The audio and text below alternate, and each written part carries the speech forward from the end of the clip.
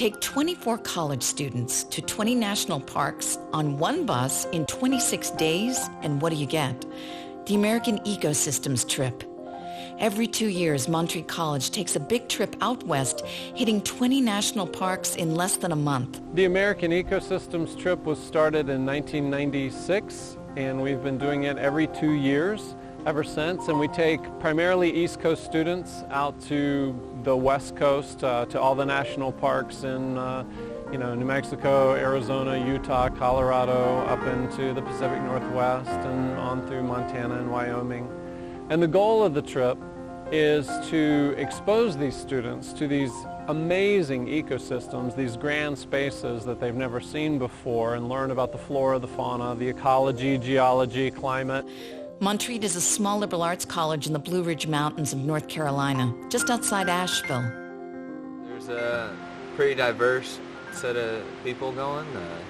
We got a lot of people that don't usually hang out together, and yet there's still going to be some little groups that do hang out, so it'll be cool how we mingle. It'll be interesting. I just hope that people don't stink, because that's going to bother me. I'm going to be teaching on the Grand Tetons National Park. I'm just really excited about, seeing the Tetons up close. I've heard so many stories and stuff about them, but it'll just be really cool to be submersed in the mountain culture. There are dynamics that emerge. It's very difficult to hide on a bus. True colors tend to show, and that can be a good thing. It can be a very cleansing thing and a very refining thing, like gold that's tested in fire. All of us are part of a group, a unit, and so I think we do need some direction, because without it, I think it'll be chaotic. Our goal was to create a survey course so that they would be able to see a whole series of habitats and life zones throughout the United States. Dealing with the wilderness and each other creates unexpected challenges and unexpected growth. The bus becomes a crucible that magnifies personal issues and spurs transformation in some unexpected ways. There are some amazing positive transformations that occur on this trip, personally and at the group level. Well, I'm really excited about going to the desert. Hey, it's going to be great, man. It's well organized. I like it. I'm always hungry. What are you most excited about? Looking forward? Everything. How many people get to say they've longboarded on the edge of the Grand Canyon? We wondered what it would be like to be on this bus for nearly a month, constantly exposed to the beauty of our national parks while being in nonstop community. To find out, we climbed aboard the Big Red Bus and rode along with the Montreat students. And we invite you to come with us and find out how students handle the challenges of nature and each other on the road west.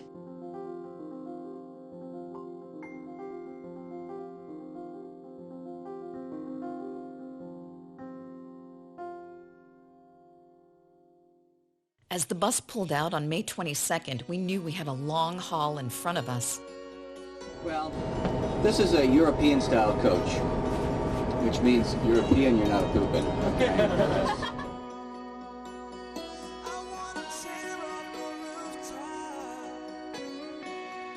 I can't move! Trap! The first stop was Tucson, Arizona.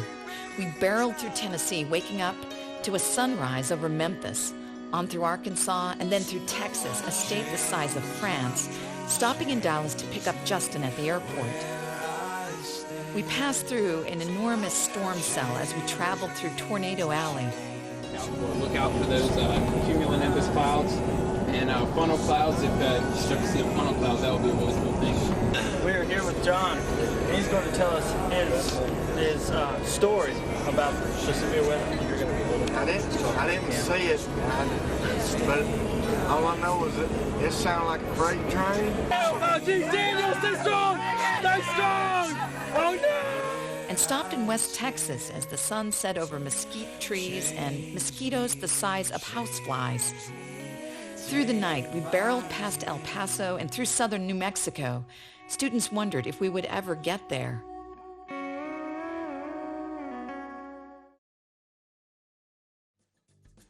After 35 hours on a bus with only brief stops, the group woke up in southern Arizona to a brilliant sunrise over the Sonoran Desert. I'm at Disney World. We're out west. I feel like we're on Mars. I looked out and I was like, where? For many of the East Coast students, this was the first time ever being in a desert. The sense of beginning an adventure in the American West was thrilling. The trip had officially begun. We spent the morning in Saguaro National Park. Students marveled at 30-foot-tall saguaro cacti. Now I'm beside the giant cactus. One day I'll be as tall as this cactus. We went on a 3-mile hike through the desert. The saguaro are just great. Look at that craziness. There's just cactus everywhere, and a lot of the cactus and the little plants are in bloom. It's just, I mean, we're here at a great time. It's really pretty. Explored the Sonoran Desert Museum and cooked our first meal together in our cook groups.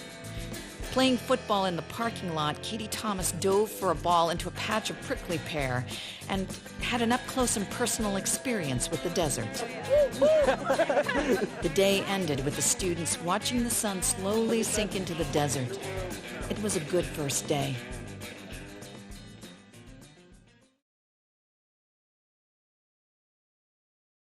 We're about to go watch the sunrise over the Grand Canyon. At 4:45 a.m., students got up to watch the sunrise over the Grand Canyon. Oh. Look at that person over there. That's big. Wow. This was definitely a step up from Saguaro. The students were awestruck with wonder. The Grand Canyon was just that, grand. Paul Bunyan's axe made that. So cool. The morning was spent in teaching and hiking down the Kaibab Trail to Picture Rocks. A portion of the group went down further to see the Colorado River. Students had the afternoon free. It's awesome. Like ridiculously amazing. And now I gotta go back up. Ready? Not quite. Most grabbed the first showers they'd had in 4 days. Dinner that night was cooked at Indian Tower Overlook. Fried up good. Yummy. Cook some chicken breasts. It's going to be good. Andrea later spoke of how much she loved the look of wonder on everyone's faces as the sun rose, and as a result, this would become one of her favorite parks.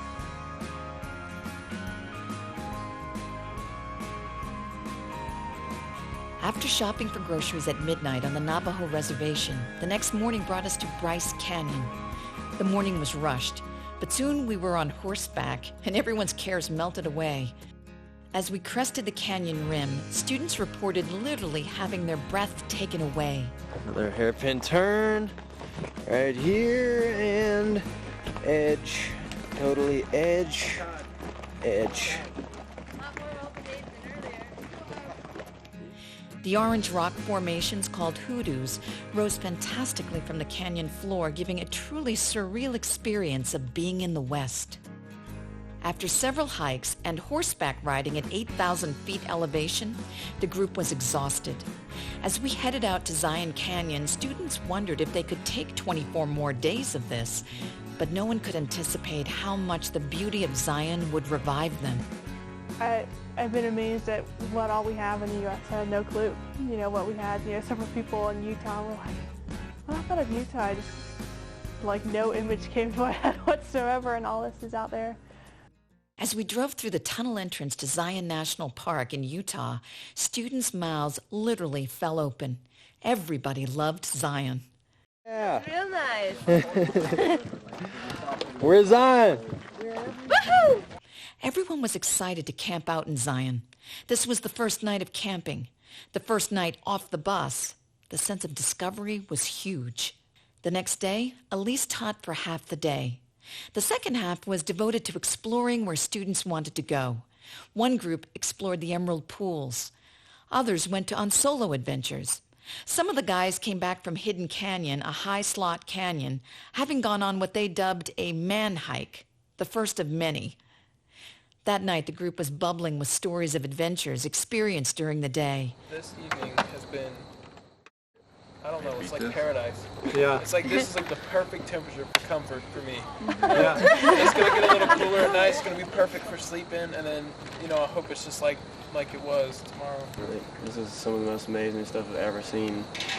I'm like, I don't even know this was here. And I just can't even, like, I'm without words to be able to even begin to describe what God was thinking when he was creating all this for us. And it was awesome. Just when you're walking up, you have to walk along this trail that's like right on the edge of the cliff. You have to hold onto this chain, and then you go back into this narrow slot canyon, and it was really cool. We just kind of tried to see how far we could get back in there, and we found like a huge snowpack that's still back there and everything. Kind of went off over this direction, and there was all these massive boulders, and I just went bouldering, and I got to the very top, and you can see the entire campsite. Sand was unreal. It's like Daniel was saying, it was like beach sand. Yeah. And it was deep. I mean, it really hurt your calves. Because, I mean, it was deep. It was fluffy. But it was nice when we were coming down. It was nice when we were coming down because we were jumping off some pretty big boulders. Morale was high and a sense of gratitude permeated the group. The next morning, the group woke up ready to take on one of the most intense hikes of the trip, Angel's Landing, where everyone would have to cross a land bridge with a 1,200-foot drop on one side and an 800-foot drop on the other. The guys decided to run up and were, of course, walking after the first mile. Dude, we're hiking Angel's Landing. You ready for this? I'm born ready. My right foot is asleep. Not getting enough blood. Too much extension of the calves. All right, Todd here. We're hiking Angel's Landing right now. It's the third day we've been in Zion Canyon. So far, this is probably the scariest hike I've probably ever done in my life. As you can see, there's some chains here. This is what we're holding on to on the way up. See Jesse over there, and I'll fall to the right. And it's far. That's really far. For some, the hike was intense for other reasons. Angel Landing was really difficult hiking up 4 hours just because of my friend that passed away. It was 2 weeks ago the day we hiked it. She died because she fell off a cliff. I'm not scared of heights, and that day was really hard. But it was really good, and it was so beautiful. That's definitely memorable. The group descended from Angel's Landing, said a fond farewell to Zion, grabbed a culture shock dinner in Sin City, and woke up the next day in Death Valley. The last Bryce and Zion just absolutely blew my mind. I was amazed. Every time I wake up, I'm amazed. In Las Vegas, it became clear that Chris was coming down with something. The next morning in Death Valley, he was sick, losing his voice, and it was his day to teach. Took some medicine, so I think my fever is subdued a little bit, and it helped dry out my nose a little bit. And just my voice is bad now. I was starting to feel better. Last night was pretty bad. Chris persevered, popping ibuprofen, and taught all day, doing an excellent job and with a great attitude. I was expecting to be just flat and nothing, but it was pretty sweet. The group stopped at Zabriskie Point, where Jesse almost hit a tourist in the head with a rock. This was the end of rock throwing for the guys, until the next day. I can't throw a rock underhanded.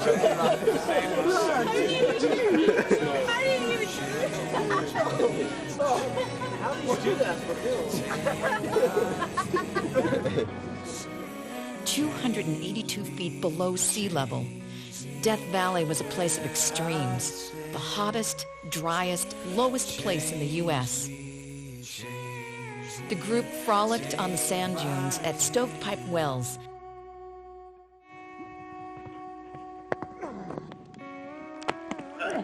There's rocks down here. As the sun set over the forlorn landscape and a million stars came out, the group suddenly realized that they'd been on the road for a week. We've been out a week. On only 3 days?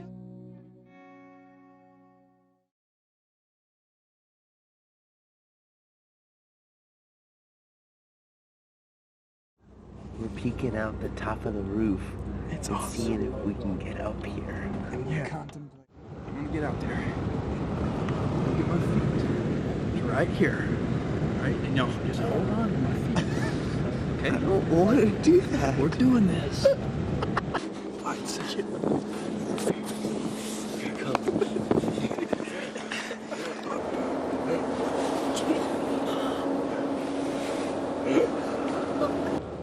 That's completely let go, by the way.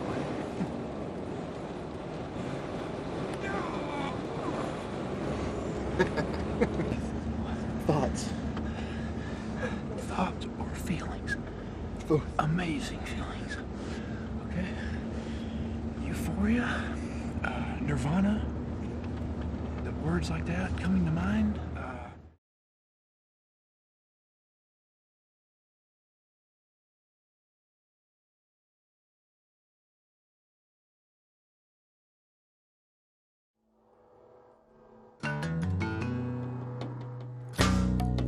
Last time I saw Johnny, he had leaving in his eyes. He was off to the Sierras to watch the Yuba River rise. The group was anxious to get to Sequoia, yet needed food for the next 4 days. At the wrong place. Frustrations mounted as the clock ticked. Finally, the bus pulled into Sequoia at noon on a crowded Memorial Day weekend. We are now in Sequoia National Park. And as you see, they got these awesome huge trees. In some spots, we do have snow still down in the little ditch down there. Luckily, started feeling better this morning. My voice still sounds kind of bad, but I'm feeling a lot better. Now, any book on group dynamics will tell you that a large group will start to have conflict on day 8 or 9, and this day was a textbook example. It was becoming evident that subgroups or cliques were forming. Certain individuals were showing up increasingly late for group activities. I feel like if we're going to be doing this, might as well get it done so then we can explore. Why? I mean, prolong it any longer. This isn't a vacation either, you know? It's a class. I would like to be doing my own thing too, but Whatever. that's not what it's about. Whatever. Ain't what it about. Seeing the most massive trees on Earth somehow didn't meet people's expectations. Be the bearer of bad news, but the General Sherman Trail is closed.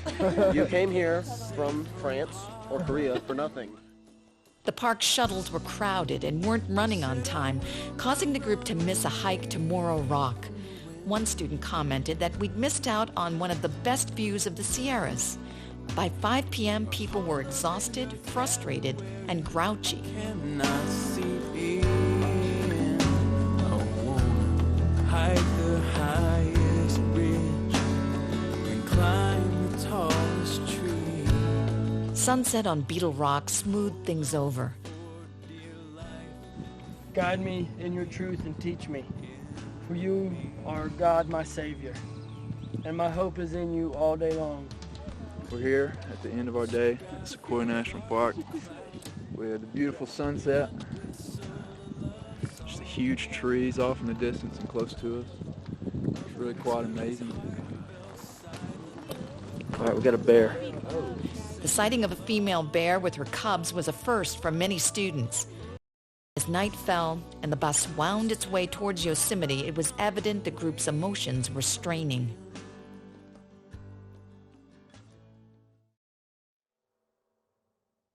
As the big red bus pulled into Yosemite, students were both exhausted and thrilled to be in the second oldest national park. Good morning. We're at Yosemite. El Capitan, Half Dome, Bridal Veil Falls. These famous landmarks were once-in-a-lifetime experiences, and yet trouble was brewing in paradise. The frustrations felt in Sequoia the day before were not resolved, so the leaders decided to hold a group meeting on the banks of the Merced River. To have a chance just to let everybody share a little bit about how the trip is going for them, and how you think we could improve as a group moving into the second phase of the trip. I mean, the trip for me has been really awesome. I don't know, I really feel like sometimes we're not aware of the fact that everybody else feels the same way we do in some form, and I think that causes a lot of problems too, because everybody has said that it's awesome, and everybody has said that they were tired and that they want to go and explore. I think it's really important for those different learning styles that the teacher of the day and the leader of the day are really reading the group and getting the group's feelings that day and what's going on, so that it's not just mere programming, that it's not just being here for the sake of being here and doing things for the sake of doing things. Go back to what the discoverers of these beautiful places did whenever they got here. They weren't being taken from place to place by teachers or by a group. They explored and they discovered. It was really difficult before then because I felt like a lot of people, or not a lot, but a couple people had really bad attitudes and were complaining, and it really, I feel like, got on to other people. You know, it really influenced everyone else around them, and it made people not really like them too. So it's just really, that was really difficult, and I think yesterday was really good. But I'm still nervous because I feel like for me the teaching has helped me the most because I don't know what anything means. And the teachers, they've been so great, but I feel like people also need to realize like this trip is also about teaching. It is about learning more than just walking around and getting to know the whole park. I'm not sure people really understand that. All of us are part of a group, a unit, and so I think we do need some direction, because without it, I think it'll be chaotic. I'm a lot about thoughts, and I'm a lot about the way thoughts affect your attitude. And if you go into thinking that because we have a 30-person group time, that it's going to be boring and we're not going to get to see anything and we're not going to get to do anything except learn from the teacher, you're automatically going to have a bad attitude about that. And I think that that's just not the way to look at it. I think that being in a group this big gives us a great opportunity to get to know people. And I hope that one of the things this morning has been about is really speaking the truth in love, right? Sometimes we speak the truth in the moment, in harsh circumstances, and the love part might not quite be there. And sometimes maybe we err a little bit more on the side of love to where we don't really speak what we're actually thinking or saying. So afterwards, students felt like their concerns had been voiced and heard. The leaders decided to give more free time, but certain students had to be reminded that this was not an outdoor recreation class. It was a science class. Students had a free day to explore Yosemite. Some hiked the Panorama Trail, Nevada Falls, Yosemite Falls, or simply hung out at the bus and played music with other Montreat students who had summer jobs at the park. Afterwards, students reflected on their time at Yosemite. Throughout this trip, it's not even half the trip, and I feel like I'm growing, growing more as a person, And this trip has helped me to further solidify a lot of stuff that I used to believe, So it has been a great trip for me. We went all the way up to Upper Falls, Yosemite Falls. It's just amazing. I mean, the water was just like erupting out of the rock, and you just look over the overlook and there's this huge double rainbow in the mist. Amazing. But I know there's lots of stuff happening in, smaller groups. Like we go off and, have a hike together, and you have a little bit of relationship building and, washing dishes together. Like Nyron said the other night, you want to see relationships, come watch us when we're washing dishes, and just the way we're building relationships there. I feel like we had a little spout, but I feel like here lately we have rejuvenated ourselves and have really been pretty good. As we left Yosemite, the group was refreshed and reunited and ready to face the epic beauty and rain of the Pacific Northwest.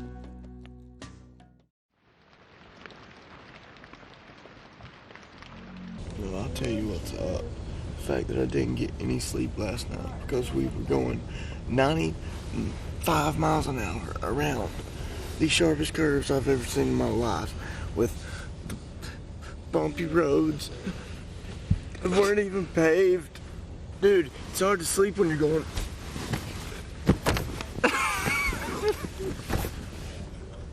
And I didn't even have a pillow. And it was hot. The next day, the group woke up to light rain in the redwoods of Northern California.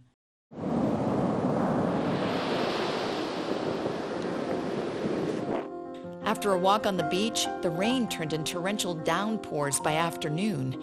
But rather than giving in to frustration, groups merrily hiked in the driving rain through the tallest trees on Earth.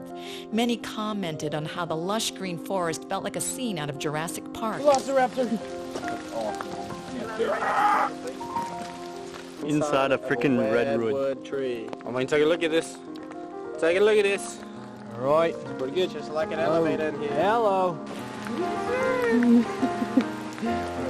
This ain't really this gigantic one. Look at this one. It's huge. That evening found us in Crescent City, California, drying our clothes in a laundromat, eating local Mexican food, and giving Allison a chance to teach a few students the merengue. On day 11, Crater Lake was bitter cold.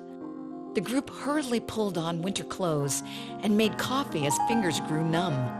It was John's day to teach, and his enthusiasm for the clearest lake in North America was infectious. Largest volcanic eruption, deepest lake in the U.S. The group rallied, the clouds cleared, and the lake emerged, showing us Wizard Island and the clear blue waters of the second deepest lake in North America. Though cold and tested, the group's spirits remained high. That night, dinner was cooked in the rain at a truck stop. Y'all making? The fastest Quesadillas, baby. Yeah, ours is better, look. Oh. When students were asked if they liked the desert or the Pacific Northwest better, reactions were varied. Pacific Northwest. I despise dry, arid regions. I would say Pacific Northwest if it was warmer. The Northwest sucks. All it does is rain. All of it, it's all good. It's just different. That's all it is. We still got a few more parks before mine, so I'm really hoping that I still am going to have the energy and the excitement, and everybody's still going to have the energy and the excitement.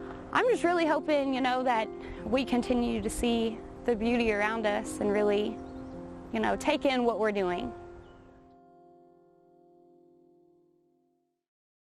Having left on May 23rd, it was now June 4th, and the group was at Mount St. Helens, the Cascade volcano that blew its top on May 18th, 1980. Watch as we literally go inside the volcano. So you can see the different layers of strata as they build up. And then the magma chamber, causing the volcano to literally explode. The day was foggy, rainy, and cold.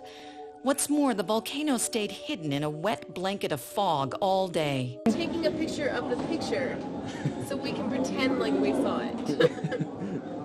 There is Mount St. Helens sucks right now because, as you can see, outside looks like that.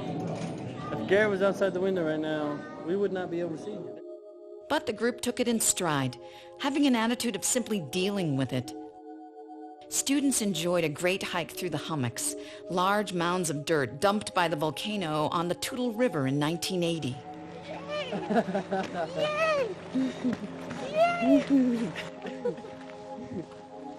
All right, we're going on a stinking hike. We're going to see some beaver. Some beaver. We're around Mount St. Helens right now. Got to get off the bus a little bit. Got to take advantage of the fact that we're in Washington right now. There's people sitting on the bus going to sleep. That doesn't make no sense. So, rainy or not, we're exploring. It just blows me away that all this is left. We're just standing on piles of ash, moss is just holding everything together. That evening, Dr. Shores and his 13-year-old son, Zach, said farewell to the group and flew back to North Carolina.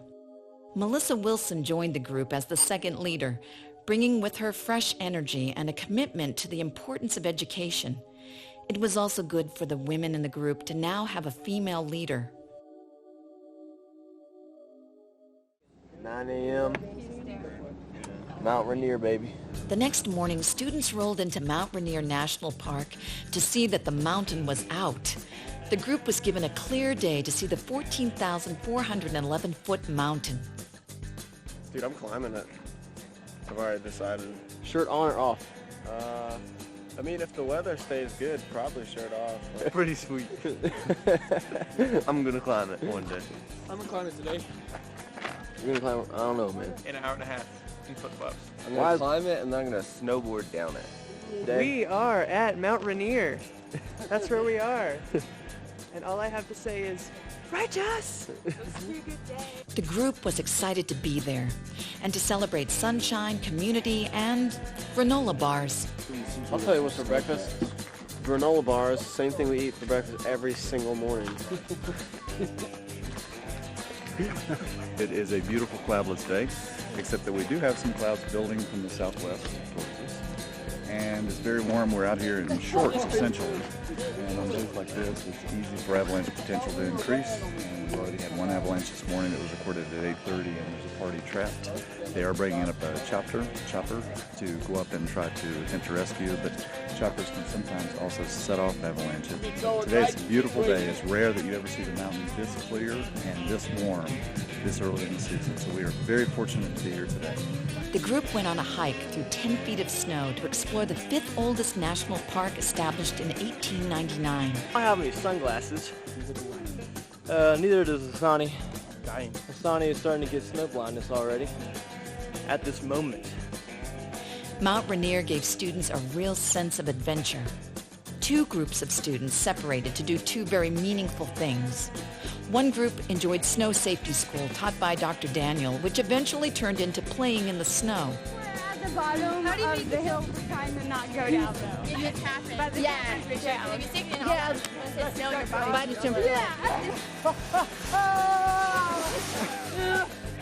Even the professors joined in the fun. Try that one first. Just put it down on your butt. Everybody make sound effects. Uh-oh, here we go.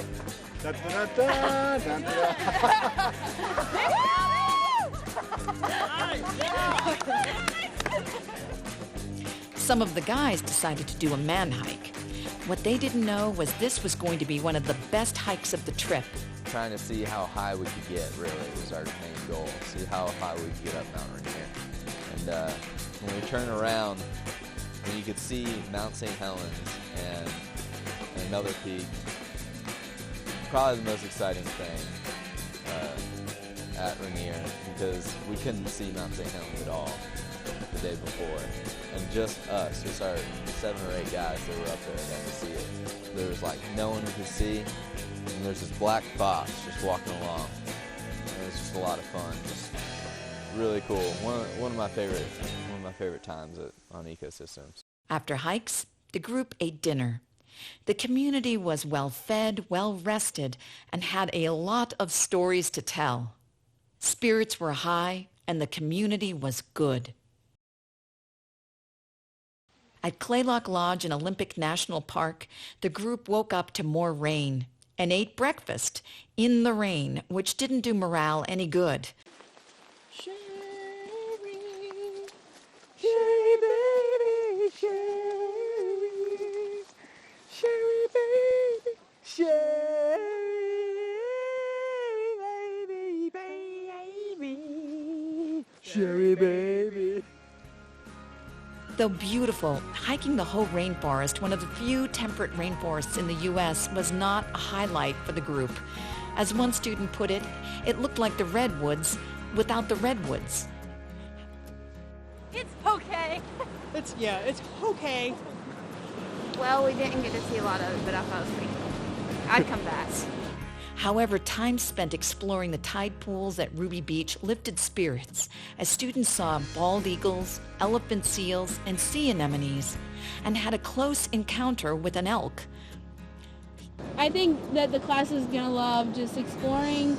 You can see everybody just dove right in. Everybody wants to see for themselves, and that's the best way to learn in an environment like this, is to climb the tide pools. Sure enough, the guys took their shirts off and hit rocks into the ocean with massive pieces of driftwood. Even Dr. Daniel joined in the fun. Brad Daniel right here, professor at Montreat College. I'm getting on that bed. I ain't playing with you. You have to make contact though, right? Okay, yeah.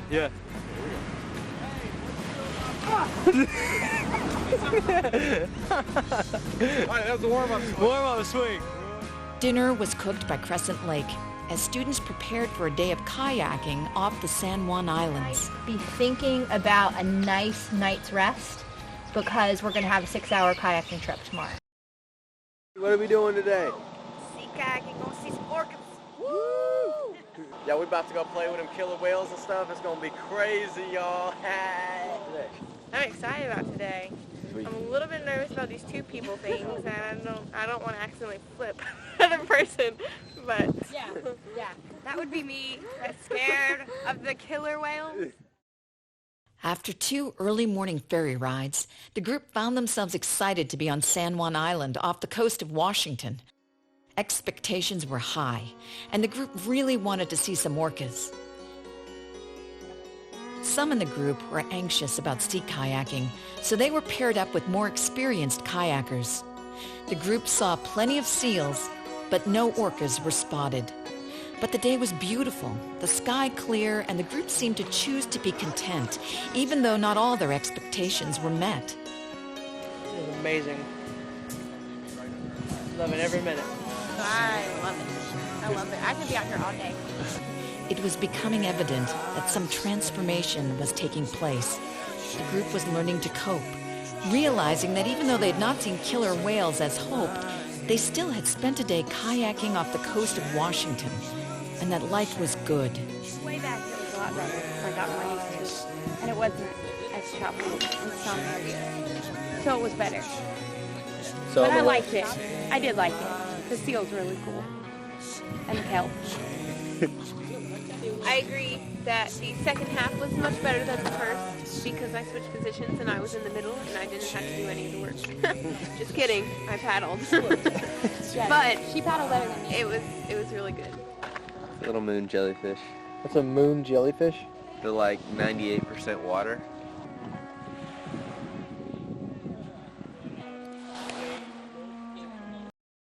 I wasn't talking about you, boy. I wasn't talking about you at all. I dread looking at that every day. It is amazing. I've been sick for the last 4 days. And like just, 3 hours of sunshine, I feel great. It's awesome.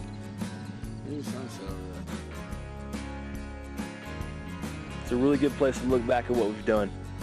We've been in some incredible places. We've had some good struggles, being on the bus, just relationships, being gone from home. This is a great place to just look back at all that. What a good time. As night fell, you could hear laughter in the dark as people recounted stories of the past 25 days. So we just had time to sit back and think, wow, I'm scrambling up this mountain. On the last day, the last free time, students went all out, soaking in the scenery, climbing spires, hunting for rattlesnakes. Badlands are gorgeous, and I love the green prairies and just how flat it is. And I really like the yellow mounds. I hope we go by those again.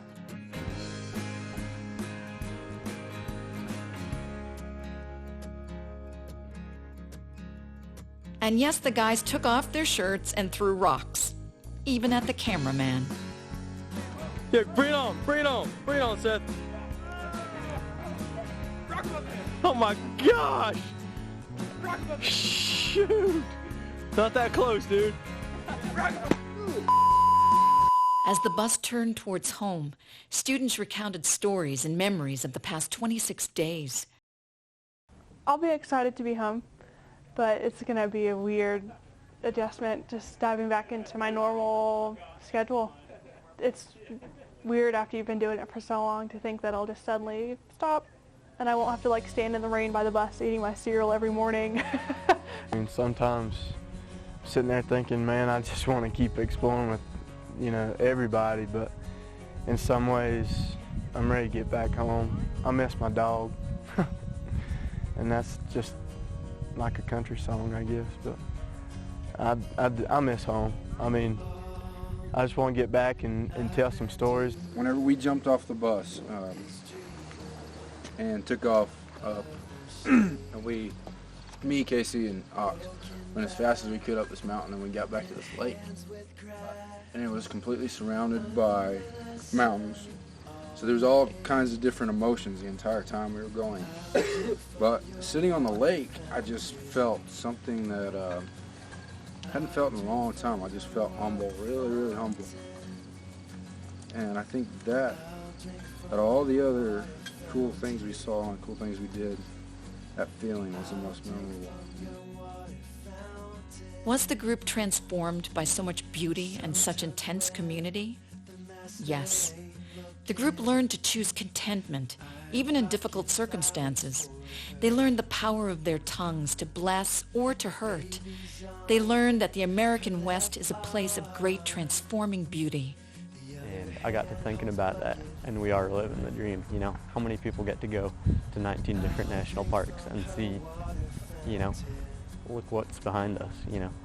And we get to see that every day and get a new experience every day. We had a good group this year of students who really worked together well and who took a lot of responsibility, not just for their own learning, but also for making the holistic trip experience a very good experience for all. My favorite part about this trip is the community building. There's a lot of people on this trip that I've always wanted to spend some time with, but it hasn't been until now that we're closer together that I have a chance to do that. I've never been out west, so all this is brand new stuff to me. There were several different people I saw grow on the trip, and one of the biggest ones for me was a girl named Stephanie. And as she began to teach and as she began to lead, not only did she become stronger in that, but she actually became stronger in her faith in God. We hoped that they learned that in order to be a good group leader, you have to be a good group member. And I think that was a big aha for really everybody on the trip. At every single park, she was the one that wanted to camp in the tent. And not only did she camp, but she helped set up the tents. She would get all of our sleeping stuff for the rest of us that were in the tent with her. And we would come and the whole tent would be set up and Autumn would have everything done. When we wake up in the morning, Autumn would be out of the tent brushing her teeth, and we would come back from brushing our teeth and all of our stuff would be taken in for us. So talk about a servant's heart. From tiny island of Jamaica, we're looking at like beautiful American beauty right here. I mean, it's just nature here. Look at all these mountains, these rocks, you know. Like, this just further shows me, you know, like all this couldn't happen by chance, you know. Someone is responsible for this. And they learned, in the words of John Muir, that in every walk with nature, one receives far more than he seeks. And that everybody needs beauty as well as bread, places to play in and pray in, where nature may heal and give strength to body and soul. Oh! Scatter! Oh, God! Go!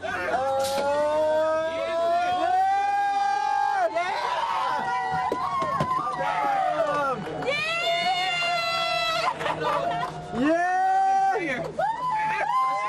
Get out of here! Go! Woo! Yes, sir! 20 national parks, 26 days, 1 bus, and 24 students who will never be the same.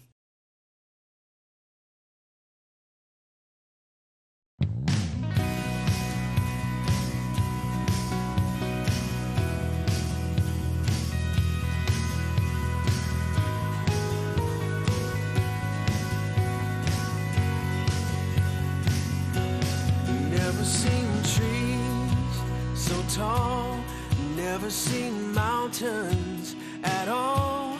Now that I'm here, I can't stop my trembling hand.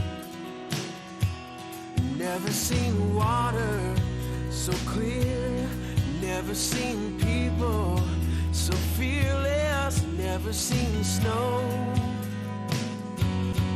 I just didn't know.